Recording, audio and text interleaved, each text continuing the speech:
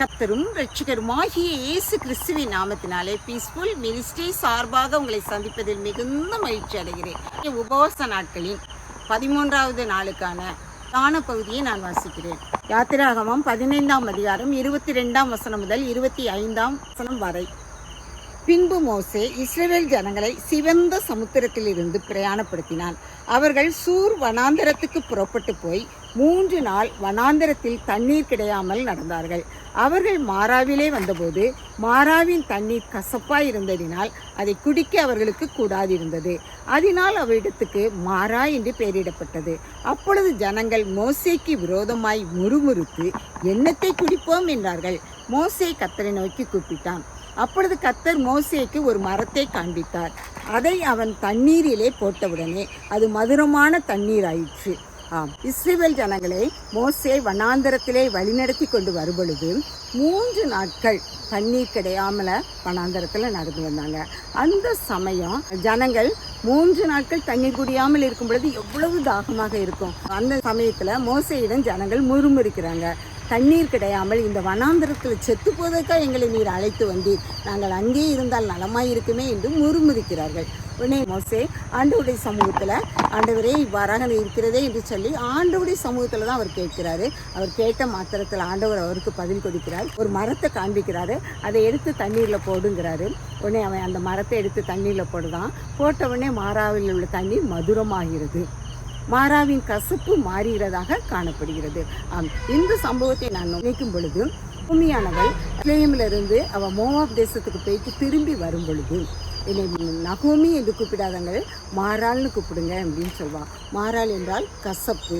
இதை நாம் இந்த பகுதியில் நாம் பார்க்க முடிகிறது. அது மாத்திரமல்ல, அந்த தண்ணீர் தித்திப்பாக மாறினபடியினால் அவர்கள் அதை பருகி தங்களுடைய தாகத்தை தீர்ந்து கொண்டவர்களாக காணப்பட்டார்கள். இஸ்ரவேல் ஜனங்கள் எப்பொழுது என்ன செய்தாக முறுமுறுக்கிறவர்களாக காணப்பட்டார்கள். அவர்களுக்கு ஏதாவது ஒன்று கிடைக்கலனாலே மோசையிடம் முறுமுறுக்கிறது தான் வேலை. இது போல தான் இன்றைய நாட்களில் நமக்கும் ஏதாவது ஒரு பொருள் கிடைக்கவில்லை, நம்முடைய வீட்டில் நம்ம கேட்டு நமக்கு கிடைக்கலன்னா ஆமாம் என்னைக்கு நீங்கள் வாங்கி தந்தீங்கன்னு சொல்லி முறுமுறுக்கிற பிள்ளைகளாக தான் நம்ம காணப்படுறோம். இந்த முறுமுறுப்பு நம்மிடத்திலே காணப்படுமாயின் இதுவும் பாவமான காரியம்தான். இந்த முறுமுறுக்கிற பாவத்திலிருந்து நாம் விடுபட ஆண்டவருடைய சமூகத்தில் ஐயா நான் திருப்தியுள்ளவளாக வாழ வேண்டும் என்று சொல்லி ஆண்டவரிடத்தில் நம்ம கேட்கும்போது தேவையான எல்லா காரியங்களையும் ஆண்டவர் நமக்கு தந்து உதவி செய்வார். இது மாத்திரமல்ல, 16 அதிகாரம் 2வது வசனத்தில் நாங்கள் எகிப்து தேசத்தில் இருக்கும்போது அப்பம்லாம் புசிச்சு நல்ல திருப்தியாக வாழ்ந்தோம். எங்களை எகிப்திலிருந்து இங்கே கொண்டு வந்து எங்களை சாகடிக்கிறீன்னு சொல்லி மோசையிட திரும்பவும் முறுமுறுக்கிறாங்க. அவங்க வனாந்தரத்தில் பிரயாணப்பட்டு வருகிறோமோ அவ்வளவு அத்தனை நாட்களும் அவங்க முறுமுறுக்கிறவர்களாக தான் காணப்பட்டாங்க. அப்பவும் மோசை என்ன செய்கிறாரு, ஆண்டவரை நோக்கி தான் பார்க்குறாரு. ஆண்டவர் என்ன செய்கிறாங்க, தேவதூதர்கள் உண்ணுகிற அப்பத்தை மன்னாவை அவர்களுக்கு அனுதினமும் பெய்ய செய்து திருப்தியாக சாப்பிட உதவி செய்தார். இன்றைக்கும் நம்மிடத்திலே குறைவு காணப்படுகிறதா, நம்மிடத்திலே முறுமுறுப்பு காணப்படுகிறதா, எனக்கு இது கிடைக்கலையே அது கிடைக்கலையே, நான் எப்படி அங்கே வாழ்ந்தேன், அடிமையாக இருந்த பொழுதும் அவர்கள் திருப்தியாக சாப்பிட்டு வாழ்ந்தாங்க. அதனால் அவங்க என்ன செய்கிறாங்க, வனாந்தரத்தில் அவங்களுக்கு திருப்தியாக சாப்பிட கிடைக்கணும்னா மோசையிட முறுமுறுத்தவர்களாக இருந்தாங்க. இன்றைக்கு நாம் நம்முடைய வாழ்க்கையில் எல்லாரையும் போல் நான் எல்லாவற்றிலும் திருப்தியாக இருக்கிறேன்னு சொல்லாத வண்ணம் நம்ம என்ன செய்கிறோம், சில நேரங்களில் நம்முடைய குடும்பத்தில் நம்ம முறுமுறுக்கிற பிள்ளைகளாக காணப்படுறோம். இந்த முறுமுறுப்பை இந்த உபவாச நாட்களில் நம்மளை விட்டு எடுபட்டு போக செய்கிறதாக நம்ம ஆண்டவருடைய சமூகத்தில் கிட்டி சேர வேண்டும். அதாவது மோசேயிடத்தில் அந்த ஜனங்கள் முறுமுறுக்கும் பொழுது மாராவின் கசப்பை மதுரமாக மாற்றிய தெய்வம் மோசே ஆண்டவருடைய சமூகத்தில் முழுமையான மனதோடு அவன் கேட்கும் பொழுது ஆண்டவர் அவனுக்கு அந்த மரத்தை காண்பித்து அதில் போட செய்து மக்களை திருப்திப்படுத்தினவர். நாமும் கூட இன்றைய காலகட்டத்தில் எத்தனையோ கசப்புகளோடு எத்தனையோ குறைகளோடு முறுமுறுப்போடு நாம் காணப்படும் பொழுது நம்முடைய வாழ்க்கையிலும் நம் முழு மனதோடு ஆண்டவரை தேடுவோமே ஆயின் ஆண்டவர் நமக்கும் அந்த குறைகளை நிவர்த்தி செய்வதற்கான வழிகளை காண்பித்து நாம் முறுமுறுக்காமல் ஆண்டவருடைய சமூகத்தில் நிறைவாக எல்லாவற்றையும் பெற்றுக்கொள்ளத்தக்க கிருபையை தருவார். அதற்கு நாம் நோக்கி பார்க்க வேண்டிய ஒரே கண்மலை ஆண்டவராகிய இயேசு கிறிஸ்து. அவரை மாத்திரம் நாம் பார்க்கும் பொழுது அவரிடத்தில் கேட்கும் பொழுது எப்படியாக மோசையின் சத்தத்தை கேட்டு இஸ்ரவேல் ஜனங்களுக்கு தண்ணீரை மதுரமாக்கி கொடுத்தாரோ அதுபோல நம்முடைய வாழ்க்கையின் குறைவையும் அவர் எல்லாவற்றையும் நிறைவாக்கி நம்மை சம்பூர்ணம் உள்ளவர்களாக காண செய்வார்.